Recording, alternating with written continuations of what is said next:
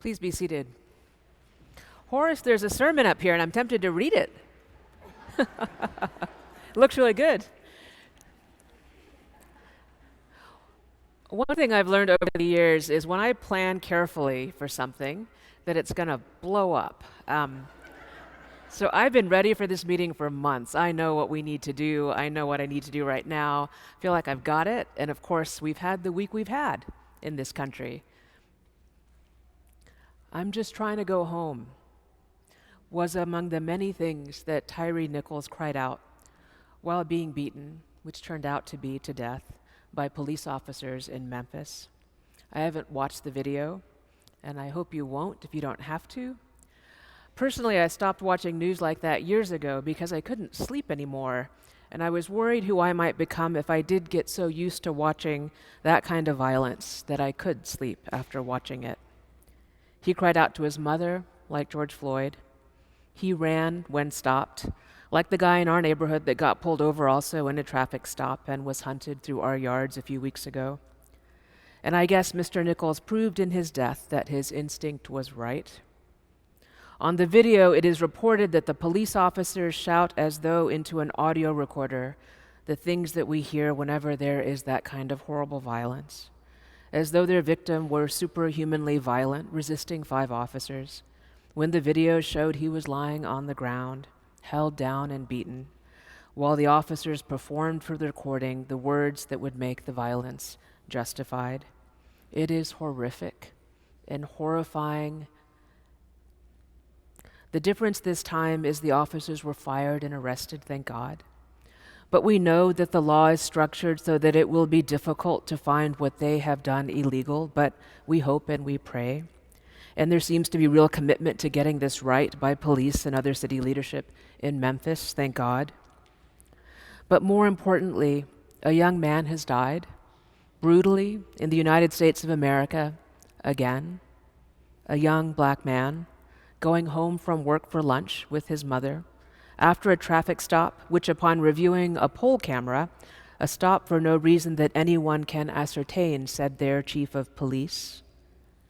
And his death has become a spectacle, a reminder of the gaping, festering wound of injustice in our nation. We are here again because we have only ever been here, catching our breath between stories for generations. The NAACP used to hang a sign out of their office window on Fifth Avenue in Manhattan that said, "A man was lynched yesterday." The first time that sign was hung was September 8th, 1936, to mark the lynching of A.L. McCamey in Dalton, Georgia. The flag continued to be flown at NAACP's national headquarters the day after news of a lynching reached the organization, 6 by 10 feet, simple. It had the white text, "A man was lynched yesterday," against a black background. The organization stopped the practice in 1938 after it was threatened with eviction by their landlords over the flag. Is it the flag or the lynching that is perverse?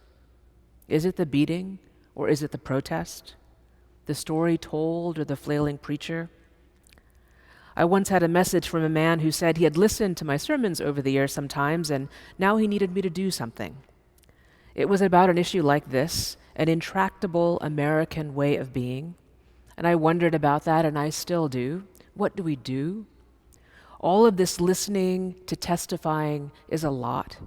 Having the news brought into our beautiful spaces is a lot. And if you have another way to be than those realities, it's a lot, I agree. But here we are with this Bible again, calling upon us to do justice, to love mercy, to walk humbly with our God.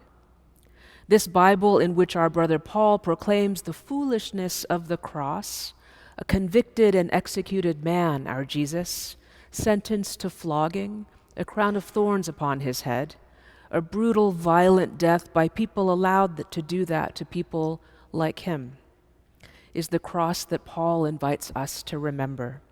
Remember, he is not a prince or a scolder, not even a priest. He is not respectable. He finds himself in the place of violence, arrested, the place we all do everything we can to avoid.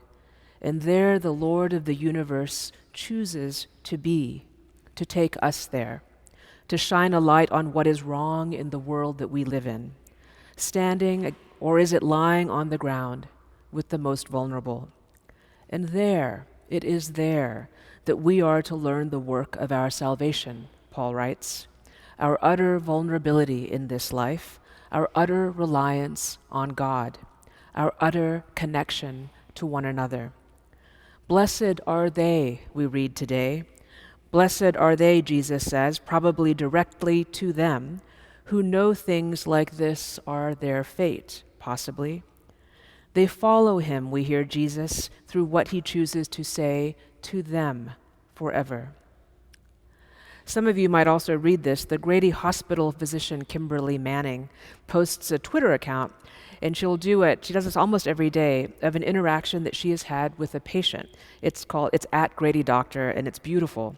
They're short and usually self-critical. She's learning something and very humble in how she teaches us, and always poignant. She's a great writer. So here's one from earlier this week. And she does them, which is her patient, and me, or I'll say doctor, is her.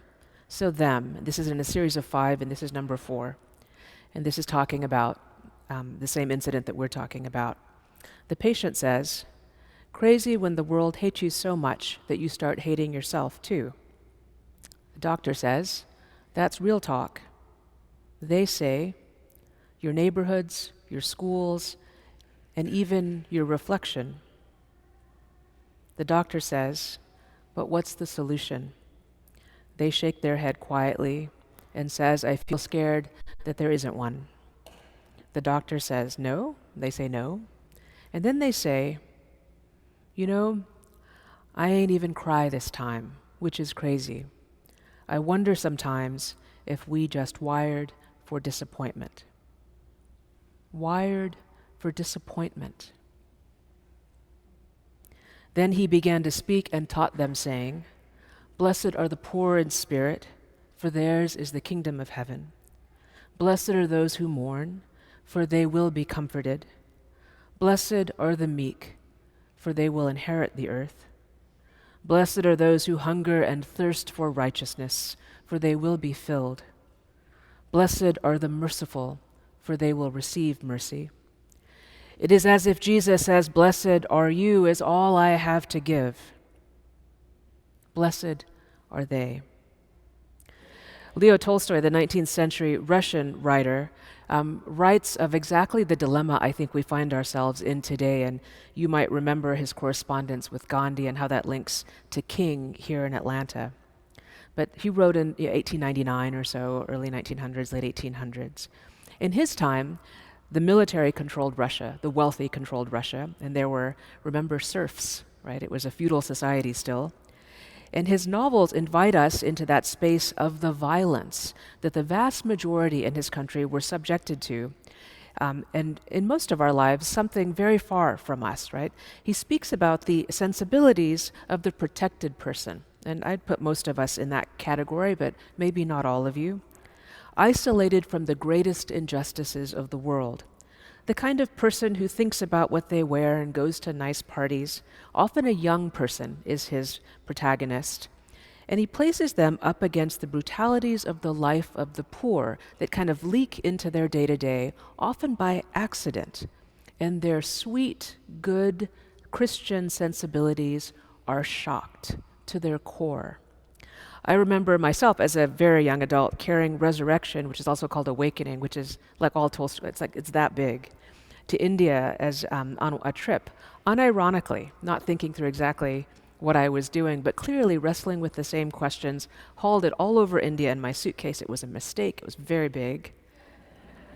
And it was a perfect narration from the 19th century and 19th century Russia of the world that I was walking into in India in that year, but also in my life. The institution of the church, for them, the Russian Orthodox Church, and its responsibilities and its possibility and its failures and its corruption, and the underside so visible there in that novel, and at that time more hidden in the worlds I lived in. But he also writes about prisons and violence and war, poverty and hunger. It all seems so visible now. And I think I carried that book because I did not know how to ask those questions. Who are we to be? How do we live in this time? Marcus Borg writes it this way: Jesus was not talking about how to be good and how to behave within the framework of a domination system. He was a critic of the system itself. And by domination system, he means all the ways the world is organized that harm people. Paul writes that the cross is foolishness, the end of Jesus. It should have meant, right? Jesus among the prisoners and despised, crying out for his mother, for water, afraid, in agony. This is our Christian meditation, so strangely neutralized in our culture that it has sat atop the dungeon and prison as a crown, at the apex of a church, expensive and shiny. I wear it around my neck. The image that should rend our hearts for the prisoner, and if a prisoner, raise us up to God. So to my friend who cannot bear to hear another word like this, I understand that. It's not fun to say them either. But the Christian witness is just that, a witness. It's a legal term like mercy, the story of the victim and the accused, like a novel or a poem or a song, pointing towards the way of Jesus, which is filled with delight and care, yes, and truth, and very hard truths. Do not be afraid, he says, because this is terrifying and urgent over and over again in the Gospels. Do not be afraid. And for those who feel wired for disappointment, hear the words of Jesus, "Blessed are you." And to the rest of us, please, with all you have, do justice, love mercy, and walk humbly with your God.